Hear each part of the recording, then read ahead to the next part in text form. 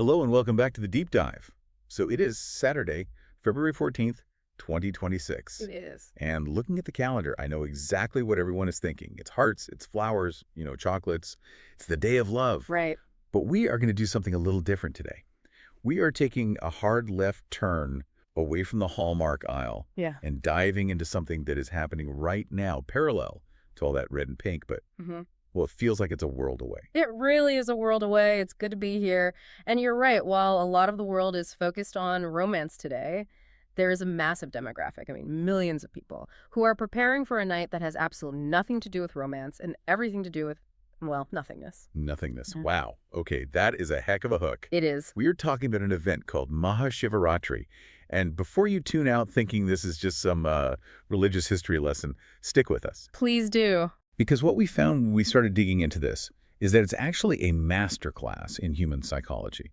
It's about how we handle darkness, how we handle our own minds, and the very specific hacks, if you want to call them that this tradition uses to force a kind of mental clarity. A clarity that we just don't get in our modern lives. Exactly. Yeah. It's a festival, yes. Yeah. But usually when we say festival, we think of feasts, noise, parades, bright lights. Right.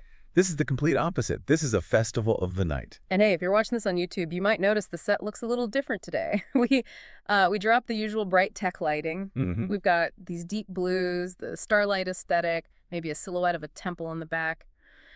We wanted to simulate the environment we are talking about because this isn't a daytime event. This is about what happens when the sun goes down and you decide consciously not to start. Which is a terrifying prospect for most of us. Yeah. Terrifying is the right word. I value my 8 hours. But let's start with the name itself. We see this term, Maha Shivaratri, everywhere in the research. It sounds heavy. It sounds ancient. But can we just break that down into plain English? Yeah, absolutely. What are we actually saying? It's surprisingly literal. You have 3 components. Maha, which means great. Okay, Maha, great. Got it. Shiva, referring to the Lord Shiva, a major deity in the yoga tradition, and Ratri, which means night. Night. So, quite simply, the great night of Shiva. The great night. See, that's where I get stuck immediately. In almost every culture I can think of, the big days are, well, they're days. Christmas morning, Thanksgiving dinner, even Diwali is the festival of lights. We are obsessed with light, with the sun. So why is this specifically a celebration of the dark? That's the core question, isn't it? To understand that, you have to understand the archetype of Shiva. In this philosophy, you have creation, you have maintenance, keeping things going, and then you have destruction or dissolution. Shiva is that force of dissolution. Destruction usually sounds like a bad thing. We generally try to avoid having things destroyed. In the material world, sure. But think about it psychologically. Destruction is just the other side of creation. You can't build a new house until you knock down the old rotting one on the lot. Okay. You can't have a new day until the old day dies into the night. So this great night isn't about mourning the dark. It's about celebrating that stillness, that space where everything dissolves so it can be born again. That's a reset button. Massive cosmic reset button. And the belief is that on this specific night of the year, purely due to the position of the planet, there is a natural upsurge of energy. Nature is pushing you towards that reset. Okay, so nature is giving us a push. But the sources we looked at talk about sacred rites. That sounds very formal, like we need robes and a secret handshake. Right. But when you strip it down, the actual things to do on this night are incredibly simple. Brutally simple, actually. They are. There are really just 2 main pillars to the practice. You don't need to buy anything. You don't need to go anywhere. You just need your body and a lot of willpower. Let's look at the first one, fasting. Right. Now, I have to play the skeptic here because I hear fasting and I think diet culture, or I think misery. If I skip lunch, I am not enlightened.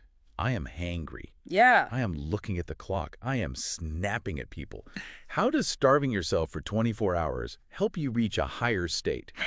It sounds like it would just make you distracted. That's the initial hurdle for sure. The hangry phase is real, but that's your body panicking because its routine is broken. The logic here is actually physiological. Think about how you feel after a massive Sunday brunch. Comatose. Yeah, I want to find a couch and pass out. Exactly. Digestion is one of the most energy-expensive processes in the human body. When you eat a big meal, your blood flow rushes to the stomach to manage that load. Your brain literally gets less resources. You get foggy, you get sleepy. So the food coma is basically your body diverting power from the brain to the gut. Precisely. So the rite of fasting isn't about penitence. It's not about punishing yourself for being a sinner. It's about resource management. By stopping the intake of food for this specific period, you are shutting down the digestive factory. You are freeing up that massive amount of energy. And because you aren't using it to break down a burger, that energy becomes available for the brain. It's like closing all the background apps on your phone, so the one app you're using runs faster. That is the perfect analogy. You are closing the digestion app, the metabolism app, the comfort app, so that the awareness app can run at 100% efficiency. Okay, that makes sense. Okay. You want to be sharp. But sharp for what? Because the second rite is the one that sounds truly difficult to me. It's the vigil. The Jagarin. Which means staying awake. Night long. Not just awake. Vertical. Vertical. The tradition is very specific about this. You keep the spine erect. You don't lay down on the couch and binge watch Netflix. Right. You sit up. You stand up. You move. But you keep the spine vertical throughout the night. Okay, wait. I've pulled all-nighters in college or maybe for a deadline at work. And let me tell you, by 3 a.m., I am not feeling spiritual energy. No. I am seeing things. I am delusional. I feel like my brain is melting. Why is this the tool? Why not just wake up early and meditate? Why fight the sleep? Because you're fighting the biology. Yeah. And that battle is where the insight comes from. You mentioned that 3 a.m. delusional feeling. We've all been there. Yeah. That's the witching hour. The body is screaming at you to shut down. It wants to go into maintenance mode. It wants to dream. Right. It wants to repair. But the theory here is that if you can push past that resistance, if you can stay vertical and alert while the entire world around you sleeps, and while your own biology is begging for sleep, you create a unique condition in the system. Okay. You are forcing the system to find a new source of energy. You aren't running on calories anymore. You aren't running on rest. You are running on sheer will and intention. It sounds incredibly intense. It is. Imagine the atmosphere. For our YouTube viewers, visualize this again. It's not just you alone in your living room. Imagine a temple complex in India, or anywhere in the world, really. Right. It is pitch black. There are oil lamps flickering. And there are thousands of people, but it's not a chaotic crowd. It's a sea of people who have all made this pact with themselves. I will not sleep. That energy must be palpable. It's electric. It's a pressure cooker. When you walk into a space like that, the silence isn't empty. It's heavy. Everyone is focused on that one thing, keeping the spine straight, keeping the eyes open, keeping the mind aware. So you have the empty stomach, so the brain is flooded with energy. You have the vertical spine so you don't drift off. Yeah. And you have the cover of night. This brings us to the deep dive part of the episode, the why. Yes. Why go through this torture? What is the payoff? The payoff is vision, not seeing ghosts or hallucinations, seeing reality. This brings us back to the light versus dark concept. Okay, unpack that. Because usually we say, I saw the light when we understand something. Yeah. We associate light with knowledge. True. But think about the sun.